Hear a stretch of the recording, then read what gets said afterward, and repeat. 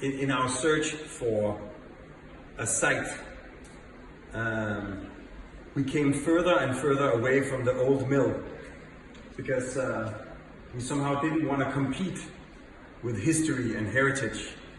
And ultimately we found that, and we kept going closer and closer to the water, because from the water you had a more incredible view of the river and of the mill. And eventually it just became clear to us that by spanning the river, we could transform the two sides into one continuous journey. And it just felt like everything was very simple. And you can say at that point, the whole project became about bringing together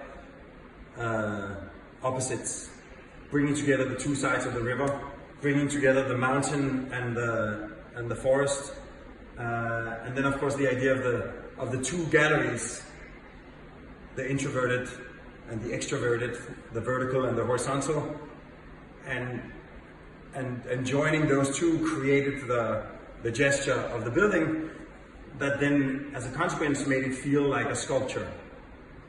Yeah, I think what we've done is also, of course, we've been working with William Flatmo and Kristen to ensure that it functions as a kunsthal, like as a gallery. And I think the basic idea that the big vertical space is introverted, it has no daylight, it has no view. That means that you can control the lighting conditions much more accurately there. And then you have the more sort of panoramic room with side light that also has the interaction with the nature as part of it. And then of course between the two you have this third room, which is neither introverted nor extroverted. It's neither vertical nor horizontal. It's the twist. It's a space where wall becomes ceiling, becomes floor. And that space, of course, represents a challenge to the curators, a challenge to the artists. But it also, even if you sort of leave it empty, it becomes a transition, almost like a pause.